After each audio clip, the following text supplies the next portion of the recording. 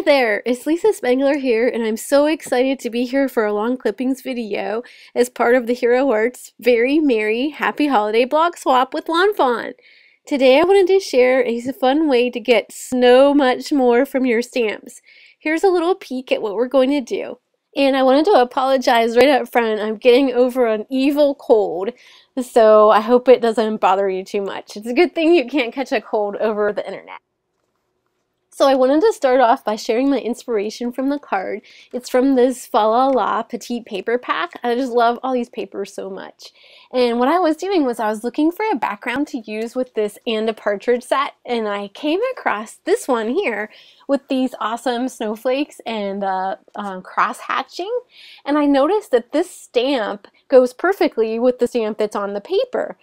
But then I was thinking, okay, what am I going to do? I will need to have more snowflakes besides just that one. What can I do? And that's when I had my aha moment when I saw the Let It Snow set and how it has all these little elements. Now, I wanted to keep the elements the same as the ones on the paper, and there aren't any stars there. But then I had the idea, aha, I can take one of these little guys and mount it on my block in reverse. And that way, instead of being a star or like a little snowflake, it would turn into one of the snow dots to match the paper. So I went ahead and made a card and put some of that paper for the background, and then I stamped a snowbank. Well, this stamp is also from the Let It Snow set, and then I went and got the snowflake from the And a Partridge set, since it matches the one that's on the paper perfectly. And I thought I would leave this untrimmed for now just so I can kind of figure out the placement. And I'm going to use this Evergreen Bow Distressed ink, and then I'm going to stamp maybe just like 3 of these. And I wanted to try to position everything to see how much room I would have, like how big the snowbank would be. So this looks like that's probably about it right there. And I just wanted to kind of eyeball that for now. And I wanted to start with this one first because it's the biggest one, and that'll help with positioning all of the snow dots too. So I think I'll just put one there and like one there, and maybe one more down here for right now, and then I'm probably going to add more later. So now it's time to go ahead and stamp that snow dot. Remember, this is this little snowflake from the Let It Snow set that's mounted in reverse. And one little trick with this, since this is such a little tiny stamp, if you have trouble keeping it on your acrylic block, you can go ahead and put like a little glue dot there, and that'll help hold it in place. But this one stuck fine for me, and I like how this looks. I'm just going to figure out where I'm putting some more. And then as I was looking at that pattern paper again, I noticed that there's some really tiny snow dots on there as well. And so I went back to the Let It Snow set, and there's some on this long border stamp that have little tiny ones. But I decided I would do some surgery on the stamp because I only want to stamp one of these at a time. This is another great way that you can get so much more from your stamp just by cutting them apart. And I think this is just going to be perfect. It's like just small enough. Let me do one more test one. Okay, yeah, this is going to work great. So I'm going to go ahead and stamp some more of these. I'll just like figure out where I want them on here. So now I went ahead and trimmed out the snowbank, and I cut the bottom out too. And I'm just going to test it once more to make sure it's all going to fit. Yeah, that should look really good. So now I'm going to finish it off by putting a few more snowflakes down at the bottom. Okay, so now I've got the snowbank all finished, and I'm going to just set it up there aside for later. And now I'm going to work on the pear tree. So since I'm on a roll with this stamping, with the stamp mounted in reverse, I'm going to do that same technique here. So I'm mounting the pear tree in reverse, as you can see. And now I'm going to take the Hero Arts Green Hills Midtone ink, and I'm going to ink up just the tree part. It doesn't really matter about the tree trunk. You'll see that later. But I'm just going to ink this up really well and then go ahead and stamp it. And what this is going to do is it's going to make a really nice background for the tree. So let me give this a good press here.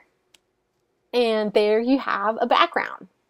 Isn't that just too cool? So now for the next step, I'm going to take this Zing embossing powder that just goes perfectly with the paper, and I'm going to stamp the tree again and emboss it with that powder. So I'm going to use Versamark ink. This ink is really great for embossing. And when I stamp this on here, it's not going to line up perfectly because the tree is stamped in reverse, remember, since it's the reverse side of the stamp. So it doesn't really matter though, it just kind of adds a little bit of fun to the stamp. So I'm not going to be too precise, but I'm going to try to get as much of the tree on the background as possible. And then just go ahead and give that a good press. So now I'm going to go ahead and do the embossing. And I just love how these colors go together.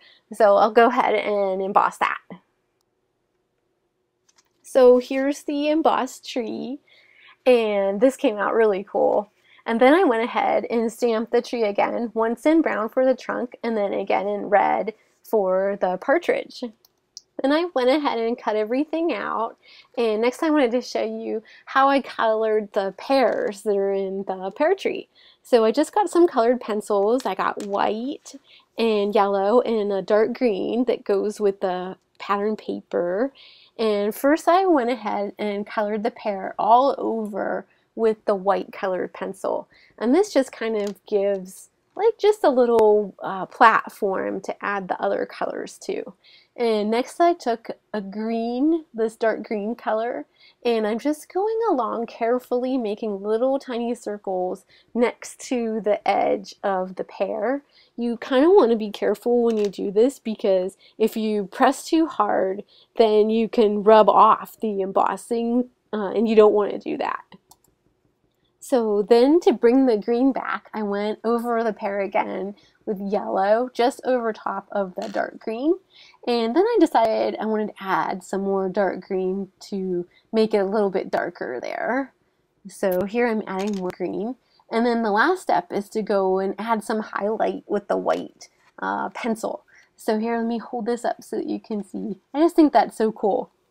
Next, I thought I'd add just a little bit of white to the partridge, just to her belly and her tail to give her a little something. So now all that's left to do is to assemble the card. So I like using foam tape for things like this because you can cut it to whatever size you need.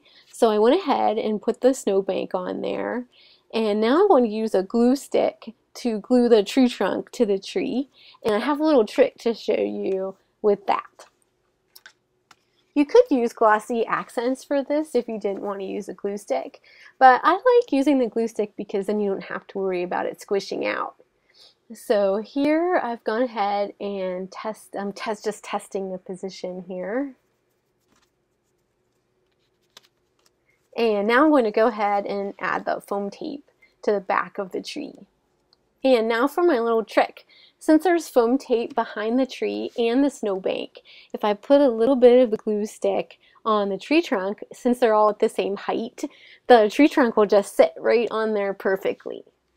Next, I white embossed the My True Love sentiment from the Anna Partridge set, and I'm just going to tuck this underneath the tree so it just sits right like that. And then for the last finishing touch, I took a permanent marker and went over the partridge's eye and her beak and her legs because I think that just adds the last little something. So I really like how this came out, and I hope you like it too. Thanks so much for watching, and as Kelly always says, have an amazing day.